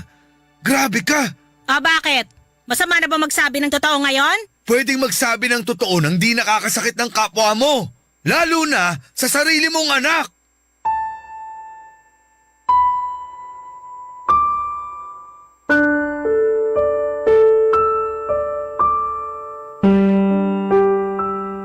Narinig ko ang pagkatalo ni nanay at tatay mula sa labas ng bahay, Papa Dudut. Hindi ko na pinatapos ang away nila dahil nasaktan na ako sa mga naunang sinabi ni nanay. Kaya nagmadali akong lumayo sa bahay para lamang hindi na sila marinig pa. Binagalang ko ang paglalakad papunta sa tindahan. Ilang tindahang malapit ang nilagpasan ko dahil ayoko munang bumili ng merienda. Alam ko namang pinabili lamang ako ni tatay para lamang makausap niya si nanay tungkol sa akin. Kaya naman hindi ako nagmadali dahil alam kong kailangan nila ng oras para makapag-usap. Sa dulong tindahan na ako nakarating, Papa Dudut. Doon na ako bumili ng merienda pero after noon ay hindi pa rin ako umalis. Nagpaalam muna ako sa tendera kung pwedeng umupo lang doon sa upuang nasa gilid ng tindahan. At pumayag naman. Nang makaupo na ako ay saka ko naramdamang parang gusto kong umiyak, Papa Dudut. Sinubukan ko pang pigilan ang sarili ko pero hindi ko na rin kinaya pa. Mabuti na lamang at walang masyadong nagdaraang tao noon. Kaya nakaiyak ako ng malaya. Hindi ko noon alam kung paano aayusin ang sarili ko pabalik sa bahay dahil tiyak na makakahalata si tatay na umiyak ako. Pinilit kong ihinto ang pag-iyak ko dahil kailangan ko nang makabalik ng bahay dahil tumatawag na sa cellphone ko si tatay. Hindi ko na lamang muna yon sinagot at saka bumili ng isang bote ng mineral water sa may tindahan. Pinanghilamos ko yon para mabawasan ang pamumugto ng mga mata ko. Hinintay kong matuyo ang basa ko mukha saka ako nagpasyang umuwi na. Malakas pa rin ang kabog ng dibdib ko noon dahil baka galit pa rin sa akin si nanay. Umikot pa akong isang beses sa kabilang kanto para lamang mawala yung nararamdaman kong kaba. Noong pakiramdam ko ay ayos na ako ay saka ako umuwi, Papa Dudut. Doon ko nalaman na umalis si nanay, pinagtakpan pa ni tatay si nanay at sinabing may kailangang asikasuhin si nanay sa bahay ng kaibigan niya. Kunwari na lamang ay naniwala na lamang ako sa sinabi ni tatay kahit sa totoo lang ay alam ko naman ang totoong dahilan kung bakit umalis si nanay. Barangay Love Stories. Barangay Love Stories. Bumili din ako noon ng mga gamit sa bahay para maging komportable ang buhay ng mga magulang ko. Una kong binili noon ang washing machine para hindi na mahirapang maglaba si nanay ng mga damit niya. Sinurpresa ko siya noon ng isang semi-automatic na washing machine. Inasahan kong kahit konti ay magiging masaya siya. Yun nga lang ay hindi niya ginamit yon. Ako lang ang gumagamit noon sa bahay para labhan ang mga damit namin ni tatay. Sinubukan kong inganyohin si nanay na gamitin ang washing machine pero nagalit siya sa akin. Sinabi niyang maaksaya sa tubig at kuryente. Sinabi ko na ako naman ang magbabayad ng bills namin. Pero mas lalo siyang nagalit. Para raw pinamukha ko sa kanya ang kayabangan ko porket may trabaho na ako. Hindi na ako nakipagtalo pa dahil alam kong mas lalo lamang siyang magagalit sa akin. Kinagabihan ay may pumuntang kaibigan niya sa bahay para kunin ang washing machine na binili ko. Nalaman kong binenta ni nanay yon at kinuha niya ang perang pinagbentahan.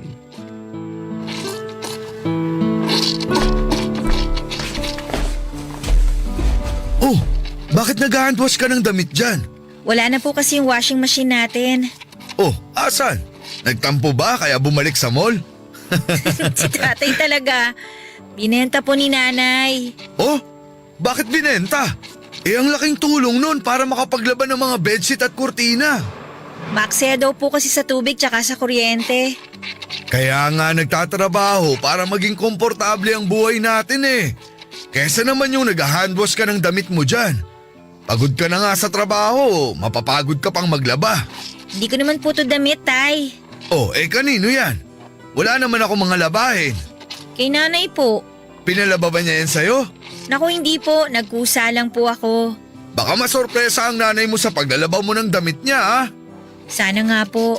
Ang ibig kong sabihin, masorpresa tulad nung ginawa mo nung birthday niya. Baka magalit, baka di magustuhan. Alam ko pong marami siyang nilakad ngayong araw kaya pag nakita niyang wala na siyang labahin, matutuwa na siya. Parang ako ang kinakabahan sa ginagawa mo eh. Alam mo naman ang nanay mo pag pagod, mainitin ang ulo. Matatanggal po ang init ng ulo niya kapag nakita niyang wala ng laman ng laundry basket niya. Proven na po yun sa mga babae. Ewan ko ha, pero matagal ko nang kasama ang nanay mo. Pag di umayon sa kanya ang mga nangyayari, nagiging dragon siya. Tituloy ako kinakabahan na tay. Hinahanda lang naman kita. Kahit ikaw kilala mo na rin ang nanay mo. Alam mong pinaglihi yun sa high blood at alta presyon. Tatay naman Tulungan na lang kita maglaba bago ka maabutan ng nanay mo. Mukhang pauwi na rin yun eh. Ako na po tay, babanlawan na lang po to. Tutulong na ako para matapos na. Tay, Palabasin na lang natin na ako ang naglaba ng lahat ng damit niya ha. bakit po kayo? Ako nga po nagpapalakas kay nanay.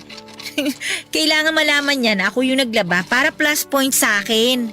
Minus points yan sa kanya. Bakit naman po? Huwag kang masasaktan sa sasabihin ko ha. Alam mo namang minsan mainit ang dugo sa'yo ng nanay mo. Kaya kapag nalaman niyang may ginawa ka para sa kanya, kahit maganda pa yan, di niya tatanggapin. Hahanapan niya ng butas para mabigyan ng rason yung galit niya sa'yo. Gusto ko lang naman pong magkaayos na kami. Gusto ko na mahalin niya rin ako tulad ng pagmamahal niyo sa akin. Mahal ka naman ng nanay mo. Di nga lang siguro tugma yung pagmamahal na binibigay niya sa gusto mong matanggap. Siguro nga po. Balang araw, mauubos din ang galit ng nanay mo sa katawan niya. Maubos nga kaya? Parang siya yung nagsusupply ng galit sa mundo Ginawa mo pang supplier ang nanay mo. Umusog ka na nga doon para matulungan na kita sa paglalaba. Siguradong pauwi na rin ang nanay mo. Tay, Oh, bakit? namantsahan ko po yung puting blouse ni nanay. Ha? Sigurado ka? Baka naman dati pa yan. Ngayon lang po to, tay. Naihalo ko po yung isang puting blouse niya rito sa mga dikolor. Mareremedyohan natin yan. Huwag kang mag-alala.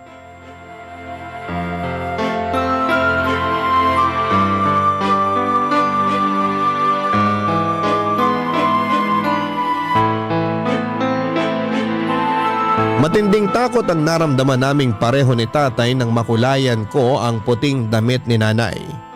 Sinubukan nga naming remedyohan yon, nag-check ako sa internet ng mga pwedeng home remedy. Sinubukan naming ibabad sa tubig na may suka at bleach pero hindi yon umepekto. Napabili si tatay ng kalamansi at kinaska sa damit pero hindi pa rin natanggal ang pagkakahawa. Nagpakulo rin kami ng tubig at saka ibinuhos yon sa damit at saka muling kinusot pero wala pa rin. Marami na kaming sinubukang gawin ni tatay matanggal lamang ang pagkakahawa ng dikolor sa puting damit ni nanay. Pero hindi kami nagtagumpay. Nanghina ako nang mapansin kong gumaspang na ang damit ni nanay dahil sa kakakusot namin. Medyo nanilaw na rin yon, Papa Dudut. Tinapos na lang muna namin ang ibang labahan at saka sinampay. Binukod namin ang namansyahang damit, Papa Dudut.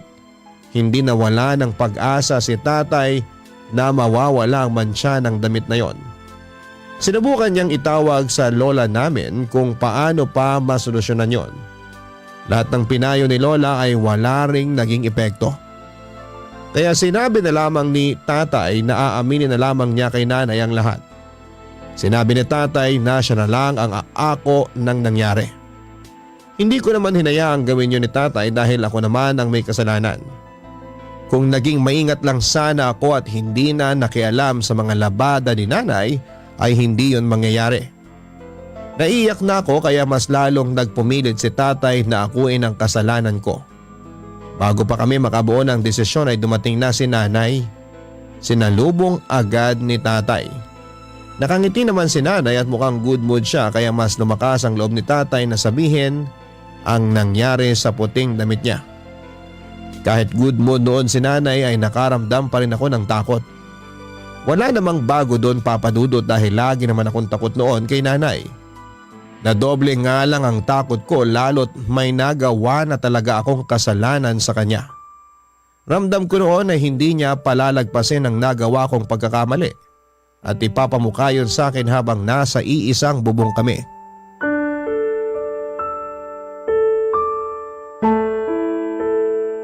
Kala ko di ka pa uuwi.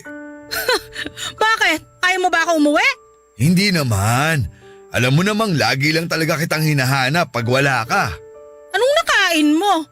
Bakit parang nagpapalakas ka sa akin? O baka naman may kailangan ka? Ako may kailangan. Ikaw lang sapat na. Baka naman may nagawa kang kasalanan sa akin? Parang ganun. Sabihin mo na habang masaya pa ako. Huwag mo nang patagalin at alam mo naman ang mood ko. Mabilis lang magbago. Mabuti na lang at sinabi mo yan. Anong nangyari? Hindi naman masyadong malaki yung kasalanan ko. Anong nangyari? Sinubukan ko kasing laban yung mga damit mo para di ka na maglaba pag uwi mo. Talaga? Ngayon mo lang ako pinaglaba ah? Kaya lang, may isang puting damit na naihalo sa mga dekolor kaya… Nay, ako po yung nakahalo ng puting damit niyo sa dekolor. Ako po yung naglaba, hindi po si tatay. Sorry po. Bakit mo pinakailaman ang mga damit ko? Masyado kang pabida eh! Wala rin naman po kasi akong ibang ginagawa kaya nilaban ko na yung mga damit ninyo. Gumawa lang naman ng maganda si Leia, Tina. Huwag niyo akong pagtulungan mag-ama ha? Hindi naman sa ganun. Aling damit ang naman tiyan? Yung puting… Puting blouse na may borda ng krus sa gilid? Yun nga po. Pakialamera! Tina, tama na yan! Bakit niyo po ako sinampal? Bakit? At bakit hindi? Para lang sa damit, mananakit ka na. Alam mo ba kung gaano kahalaga sa akin yung damit na yon? Bibili na lang ng bago. Di mo naman kailangang saktan ng anak mo. Sorry po, Nay. Papalitan ko na lang po sa sahod ko. Saan po ba nabibili yon para makakuha po ako kaagad? Magagalit ba ako na ganito kung madali lang makakuha ng kapalit nun? Sorry po. Bigay yun ng kapatid kong namatay! Siya ang nagburda ng krus doon! Sa tingin nyo, kaya nyong ibalik ang buhay ng kapatid ko para pagburdahin uli? Sige nga! Hindi ko po alam na galing yun sa kapatid niyo, Nay. Sorry po. Alam ko po. Kung hindi ka kasi nakialam, walang masisira! Parang awa ko na. talaga! Tumigil ka! Hindi ka talaga madadala hanggat hindi ka nakakatik sorry sa akin talaga! Wala nang magagawa ang sorry mo! Uy, Tina! Nay, tama na po! Tama na sabi! Tina, ano ba? Kahit mamatay ka pa, hindi mo mababayaran ang nasira mo! Sabing tumigil ka na! Tay, tama na po. Nakakapagod nang makita na kinakawawa mo si Leia. Kahit wala siyang mali, wala kang ibang ginawa kundi pahirapan siya. At ako, hindi ba niya ako pinahirapan? Mula nung pinanganak siya, nasira na ang buhay ko! Nay! Huwag mo akong hawakan! Sana namatay ka na lang! Peste ka! Magsama kayong mag-ama! Ha! Tina! Nay!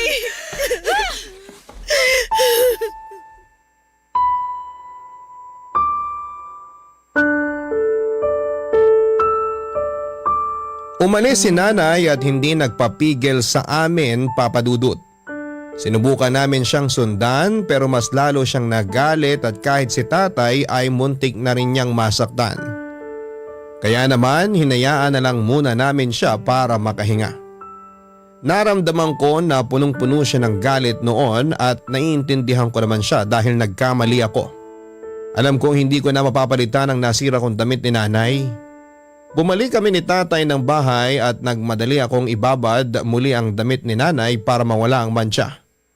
Umiyak ako noon dahil sa tindi ng konsensyang sumabog sa akin. Pinatigil na ako ni tatay sa kakapilit na tanggalin ang mantsa.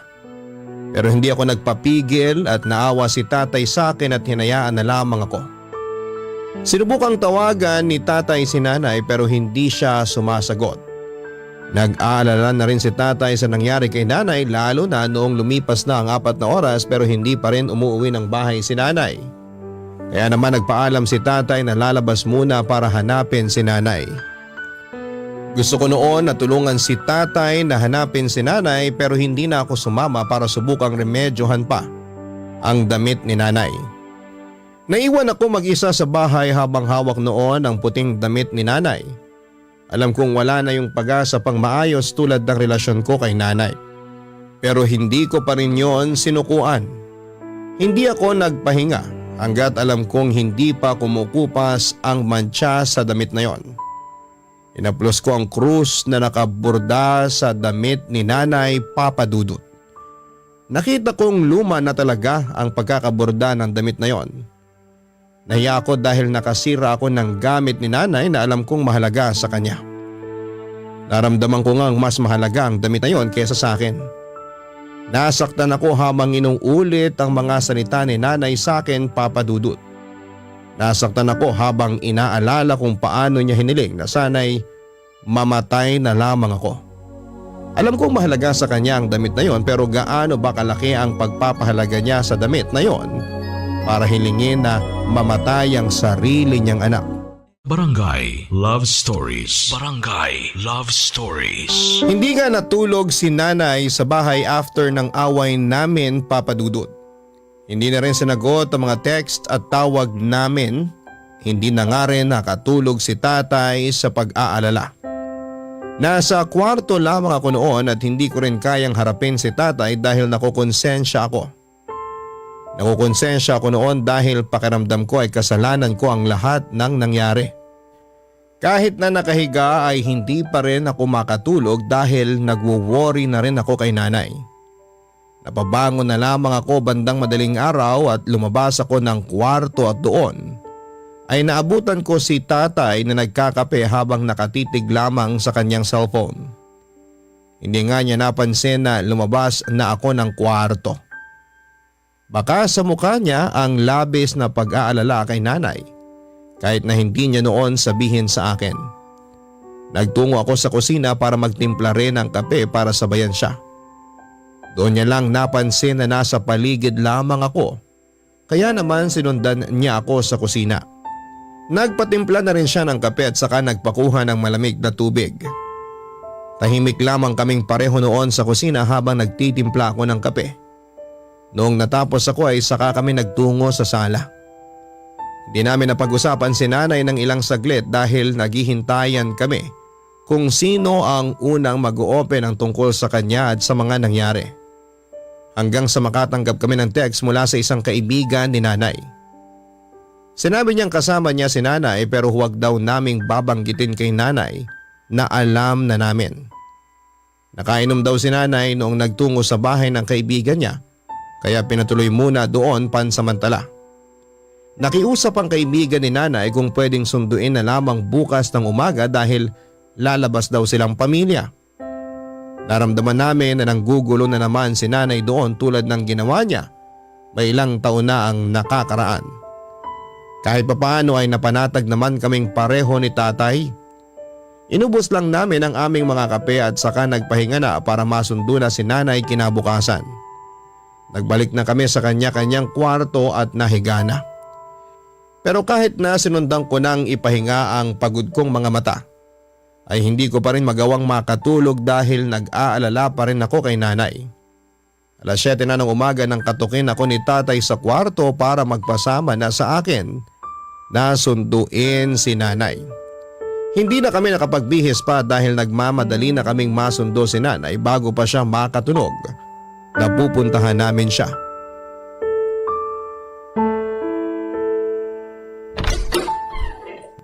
Anong ginagawa niyo rito? Paano niyo na lamang nandito ako?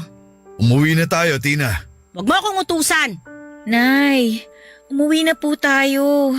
Nakakahiya na po dito sa kaibigan nyo. Kayong mahiya. Kayong sumugod dito tapos Pinasundo ka sa amin ng kaibigan mo. talagang di niyo ako bibigyan ng peace of mind, no? Nay, Isa ka pa. Kailangan talaga nandito ka rin? nag-aalala lang naman po ako sa inyo, Nay. Di ko kailangan ng pag-aalala nyo. Kailangan ko lang makalayo sa inyo. Ayos lang naman sana kung magsasabi ka kung saan ka pupunta. Di ka naman namin pipigilan kung gusto mo mapag-isa eh. Huwag naman sana yung di ka man lang mag-update. Siyempre nag-aalala rin kami sa'yo. Ayoko nga kayong kausapin eh. Ano bang mahirap intindihin doon? Please naman Tina, huwag ka na mag-eskandalo rito. Nakakahiya. Dapat naisip nyo yan bago kayo sumugod dito. Sa bahay na lang tayo mag-usap. Dito lang ako. Nakiusap po yung kaibigan nyo na kung pwede sunduin ka na po namin kasi Huwag mo akong kausapin, demonyo ka! Alam mo, ayos na tayo? uwi na po tayo, Nay. Sa bahay na po natin ayusin lahat. Baka marinig pa tayo ng mga kaibigan nyo. Wala nang maaayos pa, Leia! Sirang-sira na lahat mula nung dumating ka sa buhay ko! Tina, parang awa mo na. Tama na. Ano po bang nagawa ko sa inyo, Nay? Bakit pang tindi ng galit nyo sa akin? Ginawa ko naman po lahat Lagi kong inuunang nararamdaman ninyo, ang pangangailangan ninyo. Wala ko ibang ginawa kundi humanap ng paraan para mahalin nyo ko. Bakit po, Nay? Bakit po? Bakit ganyan kayo sa akin? Gusto mong malaman ang totoo? Tina, wag dito. Ano ka ba naman? Hindi! Dito na lang natin gawin! Naghahanap ng sagot yung anak mo eh! Tina! Ano po ba yung totoo, Nay? Una sa lahat, huwag mo akong tawaging nanay dahil hindi naman kita anak! Tina, ano ba? Ha? Hindi ko po kayo maintindihan. Anak ka ng tatay mo sa ibang babae! Tay! Leia, anak. Kailangan talaga humingi ka ng eksplanasyon sa tatay mo? Ayaw mo akong paniwalaan? Ha! Hindi kita anak! Bakit sa tingin mo ang bigat ng dugo ko sa'yo? Ano yon? Trip ko lang? Leia, anak. Mahal ka namin at Namin? Ikaw lang ang nagmahal dyan kay Leia! Huwag mo ako idamay! please naman, Tina. Wag mo nang pabigatin ang sitwasyon. Ako ba nagpapabigat ngayon ng sitwasyon? Ako ba nagloko? Ako ba nakabuntis ng ibang babae? Ako ba nag-uwi ng anak sa ibang tao? Di ba ikaw lahat ang gumawa nun? Paano ako nagpapabigat ng sitwasyon, Haffords? Bakit ako? Nay! Pingi ka ba? Kakasabi ko lang sa'yo na di ako ang nanay mo, di ba? Yung nanay mong haliparot, iniwan ka sa tatay mo dahil ayaw sa'yo. Ako ba kaya? Hindi ka ba talaga titigil, Tina? Kayo ang tumigil sa pagbibigay ng stress sa akin! Walis na kayo!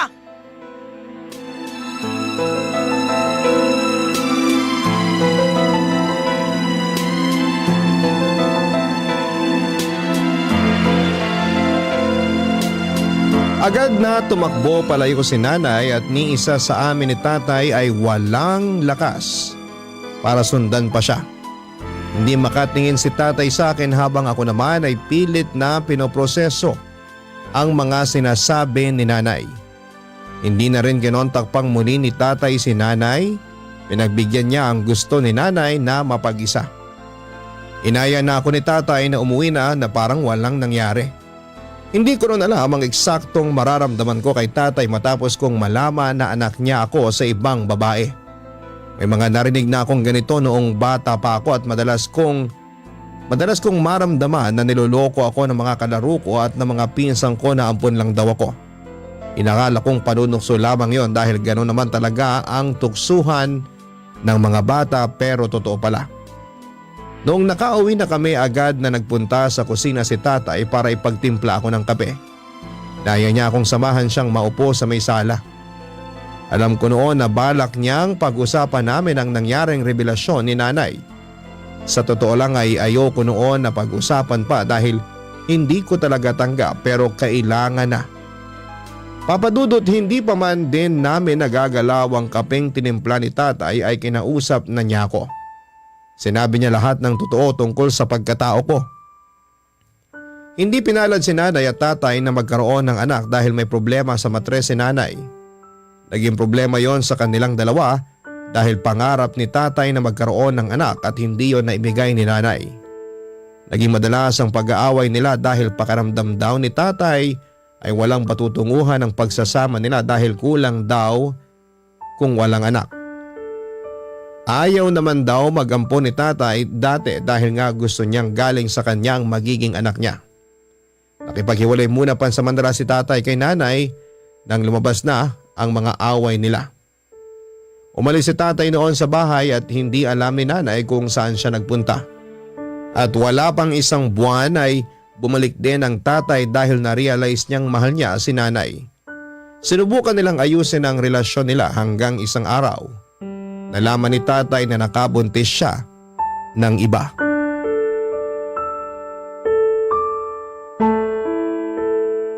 Marisol ang pangalan ng totoo mong nanay.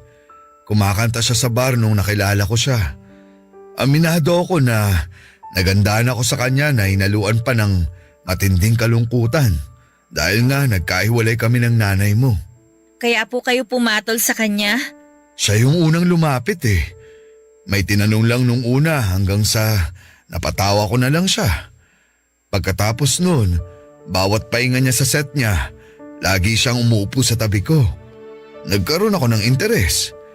Nung gabing yon, may nangyari sa amin at sa mga sumunod pa. Tumira ako sa apartment niya pansamantala. Masaya naman nung una. Akala ko di na ako babalik pa sa nanay mo pero isang gabi, sabi ko sa sarili ko noon, iba pa rin ang nanay mo. Kaya iniwan ko si Marisol. Hindi niya po ba kayo hinabol? Hindi naman. Doon ko lang din nalaman na may boyfriend siya sa ibang bansa kaya di rin kami pwede. Maayos naman kaming nagkahiwalay. Akala ko yun na ang huling pagkikita namin. Hanggang sa tinawagan niya ako para ipaalam na nabuntis ko siya. Paano po kayo nakasigurong kayo ang ama ko at hindi ibang lalaki? Napatanong din ako noon, Leia. Pero sakto sa bilang nung kaming dalawa lang ang magkasama noon sa apartment niya. Ako lang ang nakasama niya noon. Doon sigurado ako. Paano niyo po sinabi kay nanay? Hindi ko muna sinabi kasi natakot ako na baka iwan ako ng nanay mo. Palihim ako nagsustento kay Marisol. Tapos nung nakapanganak na siya, pinuntahan ko. Bigla kanyang binigay sa akin. Nagmakaawa siya na kunin kita kasi di pwedeng malaman ng boyfriend niya na nabuntis siya. Maliit pa lang ang tiyan ni Marisol nung nagpakalayo-layo sa kanila para may tago ang pagbubuntis niya. Kaya medyo may kalakihan ang sinustento ko kasi wala siyang ibang naging trabaho habang nagbubuntis siya. Pagkatapos niyang manganak, bumalik ulit siya sa pagkanta. Tapos inuwi niyo na ako? Oo, wala naman akong ibang alam na pagdadalhan sa'yo nun at gusto ko ring iuwi ka. Hindi ko lang nga alam kung paano yung tatanggapin ng nanay mo. Ano pong reaksyon ni nanay nung inuwi niyo ako? Nabigla, natulala. Sinabi ko sa kanya na handa akong tanggapin ang parusa niya o kung anuman. Basta wag ka lang niyang ilayo sa akin. At umaasa ako na sana tanggapin ka niya bilang sarili niyang anak. Tinanggap ka naman niya, Leia. Pero hindi niya ako minahal. Iyon ang isang bagay na di niya na ipangakong gagawin matapos kanyang tanggapin sa buhay namin. Kaya pala. Nay? Umuwi lang ako para kumuha ng damit. Alis din ako agad. Tina, pwede bang mag-usap muna tayo? Para saan pa? Tay, pwede bang kami muna ni nanay ang mag-usap? Ayos lang po ba? Ay, sige. Iiwan ko muna kayong dalawa.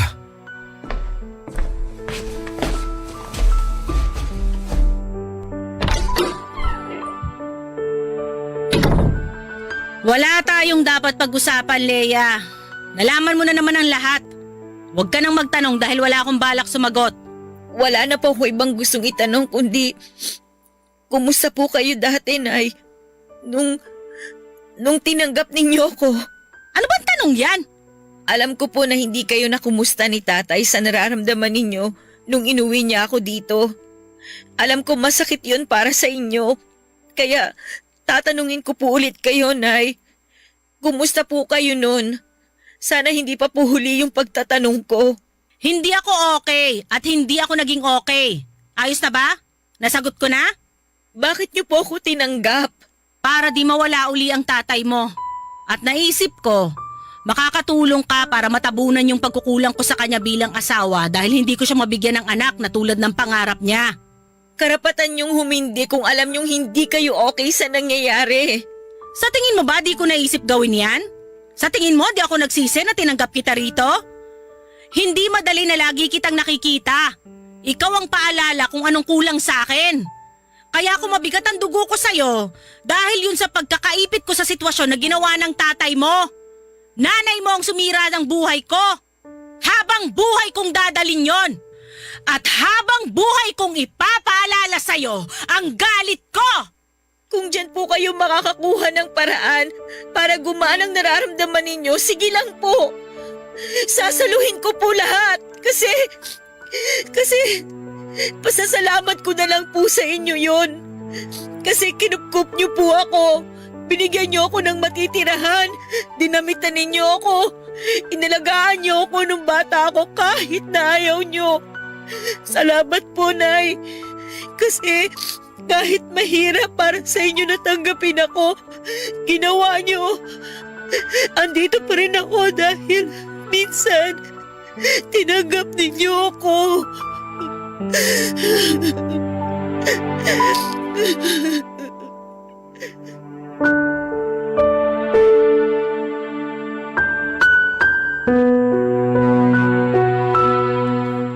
Naiyak na lamang ako habang binibigkas ang nararamdaman ko kay nanay.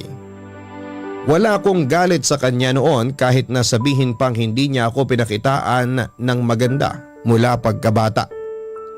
Mula noong malaman ko ang totoo, lumaki ang simpatya ko sa kanya dahil hindi biro ang ginawa niyang pagtanggap sa akin. Kaya wala akong karapatan para magtanim ng galit sa kanya dahil tao lamang siya. Tao lamang siya na minsan ay pinagtaksilan dahil sa kakulangan. At ayoko noon na iparamdam ulit yon sa kanya at nagpasalamat ako ng paulit-ulit dahil yun lang ang nakita kong paraan para maiparamdam sa kanya na malaking bagay ang ginawa niyang pagtanggap sa akin. Inasahan kong magagalit siya, magwawala o di naman kaya ay muli akong sasaktan. Pero nagulat na lamang ako na bigla niya akong niyakap at umiyak. Humingi siya ng tawad sa mga pagpapahirap niya sa akin. Hiningi niya rin ang tawad sa mga pagkukulang niya sa akin bilang isang ina. Sa unang pagkakataon, Papa Dudut, ay pinaramdam niya sa akin na siya ang nanay ko. Hindi man ako nanggaling sa kanya pero sinabi niyang anak pa rin niya ako. Hindi man daw niya na ipakita ng tama pero mahal daw niya ako. Naunahan lamang daw siya ng galit at hindi niya nabitawan agad ang puot. Sa ngayon ay sinusubukan pa rin naming ayusin ang relasyon naming mag-ina. Nakatulong din ang paglapit muli ni tatay para pag-usapan nila mag-asawa ang sinubukan nilang talikuran noon. Nagkaroon ng closure si nanay mula sa sakit na dinala ni tatay sa kanya. Yun lang naman ang kailangan ni nanay. Yung malaman ni tatay na nasaktan siya at minsan hindi siya naging okay sa mga nangyari. At mula noon ay mas lalo pang naging matibay ang relasyon nila dahil napag-usapan nila kung anuman yung mga bagay na nakasira sa kanila noon. Hindi sila natakot na harapin ang nakaraan nila dahil alam nilang kaya na nilang isara yon nang hindi nanghihinayang sa mga tanong na hindi nasasagot, Papa Dudut. Wala na rin akong balak pang alamin kung nasaan man ang tunay kong nanay. Malaki pa rin naman ang pasasalamat ko sa kanya kung nasaan man siya, pero para sa akin ang nakagisnang kong nanay ko na lamang ang mahalaga ngayon.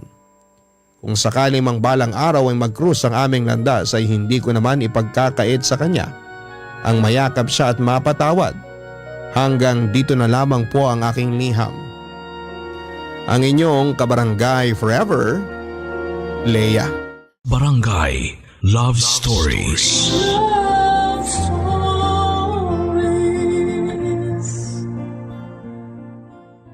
Barangay LS 97.1 Number 1 Forever.